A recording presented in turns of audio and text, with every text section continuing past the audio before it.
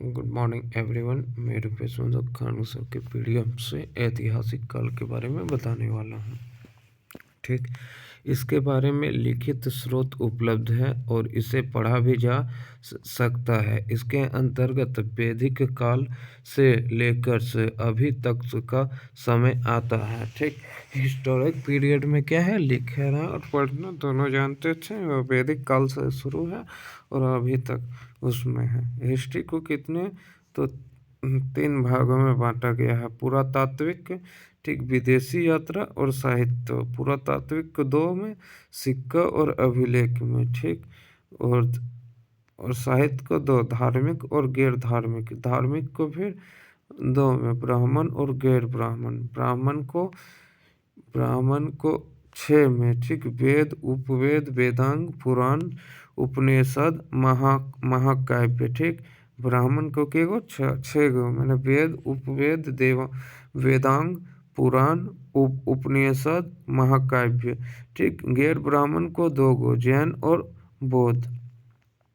ठीक, देखिए फिर से इतिहास का 3 खंड हुआ। ठीक, पुरातात्विक, विदेशी यात्रा, साहित्य। ठीक, पुरातात्विक को 2 भागों में, सिक्का और अभिलेख। ठीक, साहित्य को 2 भाग में, धार्मिक और गैर धार्मिक। ठीक, धार्मिक को 2 भागों में, ब्राह्मण और गैर ब्राह्मण। ठीक, ब्राह्मण को 6 भागों में, वेद, उपवेद, वेदांग, पुराण, उपनिषद, महाकाव्य। गैर ब्राह्मण को 2 भागों में, जैन और बौद्ध। सिक्का। अब सिक्का परिचय। सिक्का का अध्ययन। ठीक, सिक्का का अध्ययन से न्यूमेस्मेटिक कहलाता है। सिक्का का अध्ययन क्या कहलाता है, न्यूमेस्मेटिक कहलाता है। टेराकोटा का सिक्का मिट्टी का बना था या सिंधु सभ्यता में बना था। ठीक, टेराकोटा का सिक्का जो मिट्टी का बना था या सिंधु सभ्यता में बना था। ठीक, मौर्य काल के समय आहत एवं पंचमार्क सिक्के का प्रयोग हुआ था। ठीक, मौर्य काल के समय आहत या पंचमार्क सिक्के का प्रयोग हुआ था। आहत सिक्के पर से लिखावट नहीं होती थी, लेकिन से चित्र बनी होते थे। यह पहला धातु का सिक्का था। ठीक, यह पहला धातु का सिक्का था। ठीक, पन चांदी के सिक्के थे जो मौर्य काल में प्रचलित थे। ठीक, पन चांदी के सिक्के थे जो मौर्य काल में प्रचलित थे। शीशा का सिक्का सातवाहन काल में प्रचलित था। ठीक, शीशा का सिक्का सातवाहन काल में प्रचलित थे। पहली बार सोने का सिक्का यूनानी शासकों द्वारा प्रचलित किया गया था।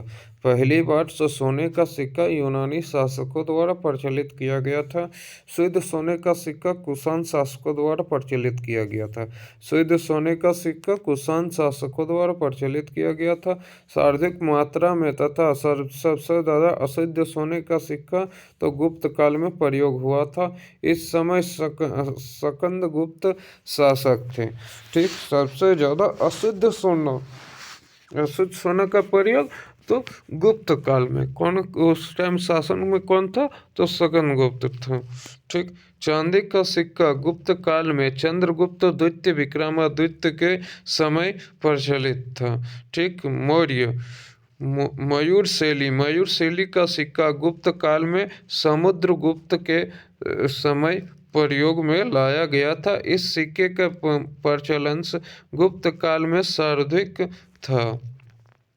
ठीक, कौड़ी का प्रयोग भी गुप्त काल में ही हुआ था। कौड़ी का प्रयोग गुप्त काल में हुआ था। चमड़े का सिक्का हुमायूं के शासन काल में, ठीक है, हुमायूं के शासन काल में शिहाबुद्दीन ने प्रारंभ किया था। ठीक, चमड़े का सिक्का चमड़े का सिक्का हुमायूं के शासन काल में ठीक शिहाबुद्दीन ने प्रारंभ से किया था।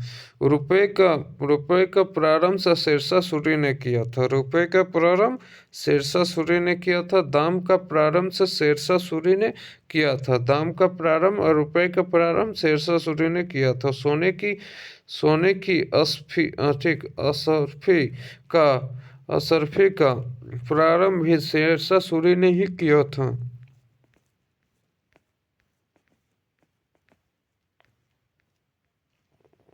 ठीक। अब अभिलेख अभिलेख अभिलेख क्या है? तो पत्थर को खोदकर से लिखना अभिलेख कहलाता है। पत्थर को खोदकर लिखना अभिलेख कहते हैं। छोटे पत्थर में लिखना शिलालेख। छोटे पत्थर में लिखना शिलालेख कहलाता है। शतम के समान ऊंचाई स्तर पर लिखना शतम लेख कहलाता है।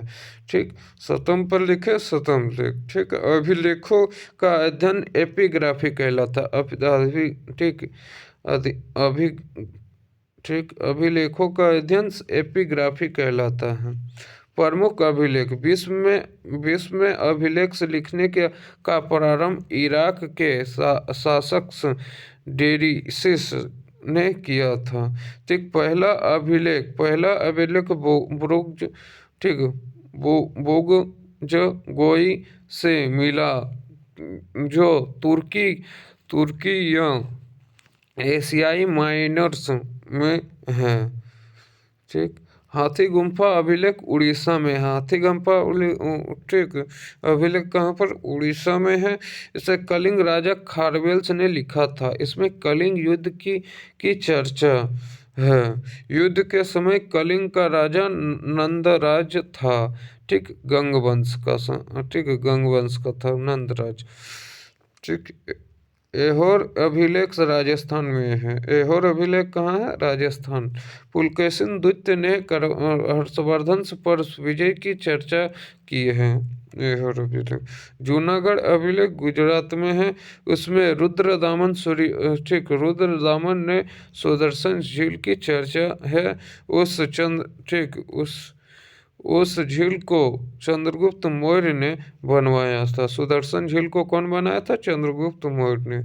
ठीक, प्राग अभिलेख इलाहाबाद में। इसमें समुद्रगुप्त ने अपने विजय अभियान की चर्चा की है। ठीक, शतम लेख। यह शतम्स के समान ऊंचाई होती है। ठीक, हेलियोडोटस गुरुड ध्वज शतम्स लेक मध्य प्रदेश में है। इसमें भागभद्र ने भागवत धर्म की जानकारी दी है। ठीक, विदेशी यात्री द्वारा भारत का वर्णन, जैसे हेरोडोटस। ठीक, हेरोडोटस हिस्टोरिका लिखा था। मैगथनीज इंडिका लिखा था। ठीक, पर्पस ऑफ द एरी ठीक, पर्पस ऑफ द एरेथेरियंस सी कौन लिखा था? अज्ञात। ठीक,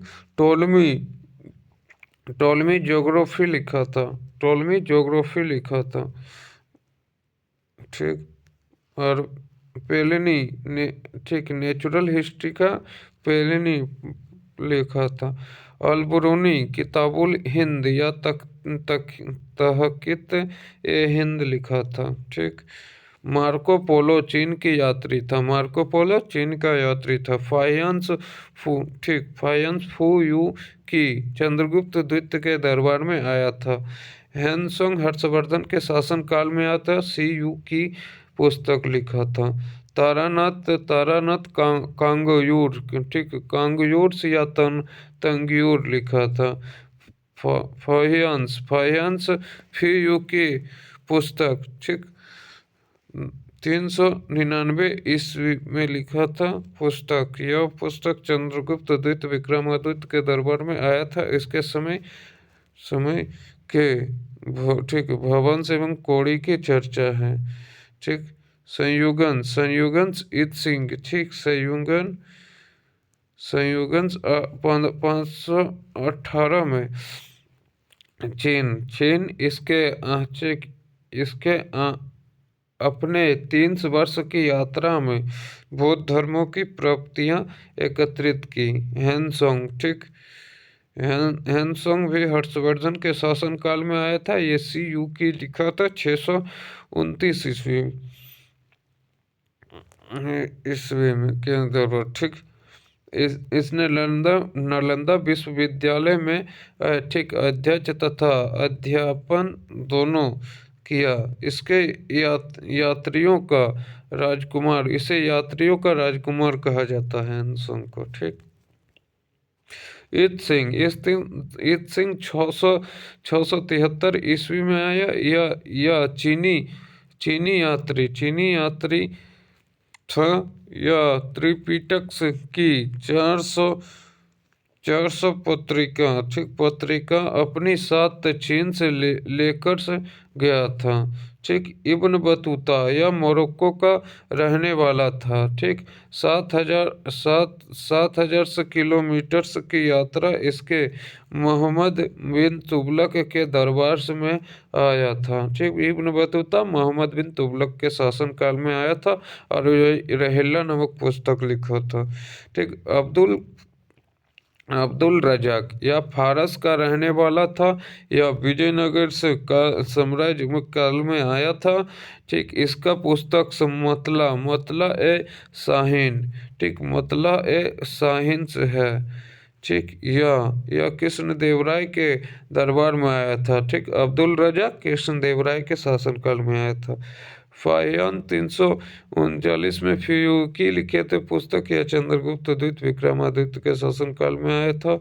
संयुगन फिर से ठीक, ये सब तो पढ़ लिए अभी, ठीक है। साहित्य स्रोत, लिखित स्रोत को साहित्य स्रोत कहते हैं। प्राचीन इतिहास की जानकारी का यह सबसे बड़ा स्रोत है। गैर धार्मिक स्रोत इसका संबंध किसी भी धर्म से नहीं रहता है। उदाहरण के लिए अर्थशास्त्र। धार्मिक स्रोत इसका संबंध किसी न किसी धर्म से रहता है। गैर ब्राह्मण वैसे स्रोत जिसका संबंध हिंदू धर्म से नहीं रहता है, उसे गैर ब्राह्मण कहते हैं। जैन साहित्य या प्राकृतिक भाषा में मिली है, इसे आगम कहते हैं, ठीक। उदाहरण के लिए 12 अंग और 12 उपांग, ठीक। अचरांग सूत्र, ठीक। अचरांग सूत्र और भागवती सूत्र, ठीक। कल्पसूत्र आदि पुराण, ठीक। वेद साहित्य पाली भाषा में लिखा गया है। जातक ग्रंथ में महात्मा बुद्ध के पूर्व जन्म को 200 कहानियां हैं, ठीक। ललित विस्तार में महात्मा बुद्ध की पूरी जीवनी है, ठीक। अंगुत्तर निकाय में 16 महाजनपद की जानकारी है। बौद्ध धर्मों की सबसे पवित्र पुस्तक त्रिपिटक है, जो 3 पुस्तक का समूह है।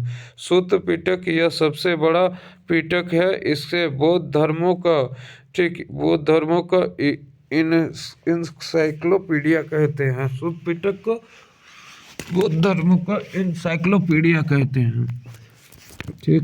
विनय पिटक यह सबसे छोटा पिटक है। इसमें बौद्ध धर्म में प्रवेश की चर्चा है, ठीक। अभिधम पिटक इसमें बौद्ध धर्मों के दार्शनिक विचारों की चर्चा है, ठीक। बौद्ध धर्मों को दार्शनिक विचारों की चर्चा,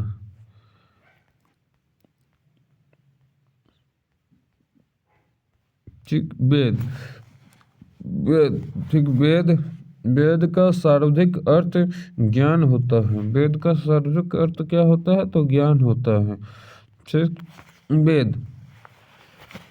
ऋग्वेद का ज्ञानी का नाम क्या था? होत्री। ऋग्वेद का ज्ञानी का नाम क्या था? होत्री। और सामवेद का ज्ञानी का नाम उद्रगा था। यजुर्वेद का ज्ञानी का नाम, ठीक, यजुर्वेद का ज्ञानी का नाम क्या था? तो अधर्यु, ठीक। और अथर्ववेद का ब्रह्म, ठीक है, ज्ञानी का नाम क्या था? ब्रह्मा। ब्रह्मा, ठीक। ऋग्वेद, ऋग्वेद का ब्राह्मण ग्रंथ का क्या है? तो कौस्तकी और ऐत्रेय और कौस्तकी, ठीक। ऋग्वेद का ब्राह्मण ग्रंथ का नाम क्या है? तो ठीक, ऐत्रेय और कौस्तकी। सामवेद का ब्राह्मण ग्रंथ का नाम पंचवीस, ठीक। यजुर्वेद का ब्राह्मण ग्रंथ शतपथ और तैत्रेय और शतपथ, ठीक। तैत्रेय और शतपथ, ठीक। और अथर्ववेद का ब्राह्मण ग्रंथ गोपद, ठीक। ऋग्वेद का उपवेद यजुर्वेद, ऋग्वेद का उपवेद क्या है? यजुर्वेद। और उसका ज्ञानी का नाम क्या था? प्रजापति, ठीक। सामवेद का उपवेद क्या है? गांधार वेद, उसका ज्ञानी का नाम नारद, ठीक। यजुर्वेद का उपवेद धनुर्वेद और उसका ज्ञानी का नाम विश्वामित्र, ठीक। अथर्ववेद का उपवेद क्या है? शिल्पवेद और ज्ञानी का नाम विश्वकर्मा। फिर से देखिए, ऋग्वेद, ऋग्वेद का ज्ञानी का नाम होत्री, ठीक। ऋग्वेद का ज्ञानी का नाम होत्री, उसका ब्राह्मण ग्रंथ ऐत्रेय और कौस्तकी, ठीक। उपवेद का, उसका उपवेद आयुर्वेद और ज्ञानी का नाम प्रजापति, ठीक। सामवेद, सामवेद का ज्ञानी का नाम उद्रगाथा, ब्राह्मण ग्रंथ पंचवीस और उपवेद का नाम तो गंधर्ववेद और ज्ञानी नारद, ठीक। यजुर्वेद, यजुर्वेद का, ठीक, क्या है? तो अधर्यु, ठीक। और अधर्यु हो गया। और ब्राह्मण ग्रंथ तो तैत्रेय और शतपथ, ठीक। इसका उपवेद धनुर्वेद और ज्ञानी का नाम विश्वामित्र। ठीक, अथर्ववेद का ब्राह्मण ग्रंथ गोपद और उपवेद शिल्पवेद और ज्ञानी का नाम विश्वकर्मा था, ठीक। वेदों की रचना ईश्वर ने की है, अतः वेद को अपौरुषेय कहा जाता है, ठीक। गुप्त काल में कृष्ण देवयंश व्यास ने वेदों का संकलन किया, ठीक। गुप्त काल में कृष्ण देवयान व्यास ने वेदों का संकलन किया। प्रारंभ में वेदों की संख्या 3 थी, ठीक। ऋग्वेद, सामवेद और यजुर्वेद थी। अतः वेद को, ठीक, इस वेद को क्या कहा जाता है? तो वेद को त्रिय वेद, अर्थात वेद को बाद में शामिल किया गया, इसलिए इसे वेद त्रयी में शामिल नहीं किया गया है। ऋग्वेद, इसका संबंध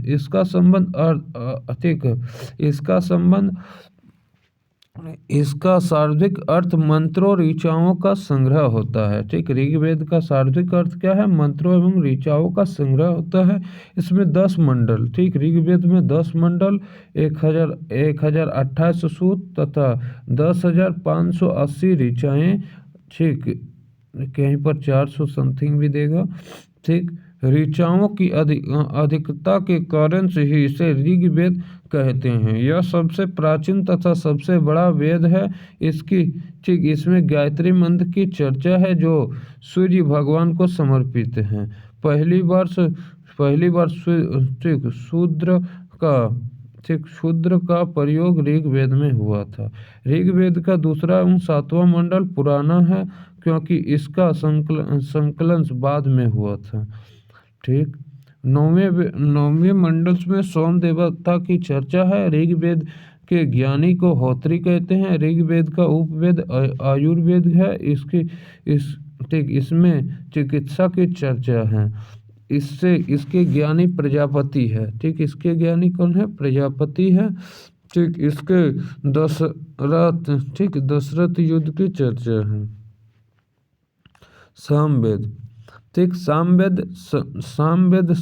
साम का शाब्दिक अर्थ है ज्ञान। इसमें 1875 मंत्र है, किंतु वास्तव में 99 मंत्र ही सामवेद के हैं। बाकी मंत्रों को ऋग्वेद से ग्रहण से लिया गया है।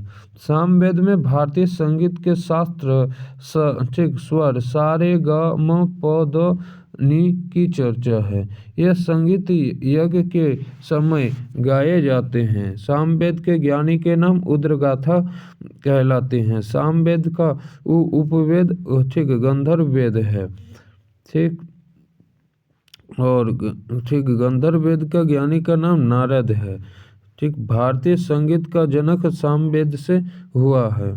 ठीक यजुर्वेद इसमें ठीक 1990 मंत्र है। इसमें युद्ध एवं ठीक कर्म कांड की चर्चा है। कर्म कांड तो यजुर्वेद इसके एकमात्र वेद है जो ठीक गद और पद दोनों में है। एक मात्र वेद गद पद में यजुर्वेद।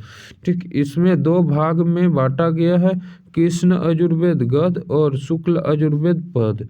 ठीक इसमें ज्ञानी को अधर्यु ठीक कहते हैं। ठीक और इसका ठीक यजुर्वेद का उपवेद धनुर्वेद है। धनुर्वेद के ज्ञानी का नाम विश्वामित्र कहलाते हैं। ठीक अब अथर्ववेद इसकी चर्चा सबसे बाद में उत्तर वैदिक काल में ठीक हुई है। इसमें 6000 मंत्र है। इसमें जादू टोना वशीकरण रोग निवारण ठीक औषधि इत्यादि की चर्चा है। ठीक अथर्ववेद में क्या क्या है तो जादू टोना वशीकरण रोग निवारण औषधि इत्यादि की चर्चा है। ठीक अथर्ववेद का उपवेद क्या है तो शिल्पवेद। अथर्ववेद का उपवेद शिल्पवेद। ठीक अथर्ववेद के ज्ञानी को ब्रह्मा कहा जाता है। अथर्ववेद के ज्ञानी को क्या कहा जाता है तो ब्रह्मा कहा जाता है। ठीक अथर्वा ऋषि ने इस वेद को लिखा है। अथर्वा ऋषि ने इस वेद को लिखा है। ठीक अथर्ववेद में सर्वप्रथम मगध अंग और राजा परिचित के बारे में उल्लेख किया है। ब्राह्मण ग्रंथ वेदों को अच्छी तरह से समझने के लिए ब्राह्मण ग्रंथ की चर्चा किया गया है। सभी वेद ने अपने अपने ब्राह्मण ग्रंथ है।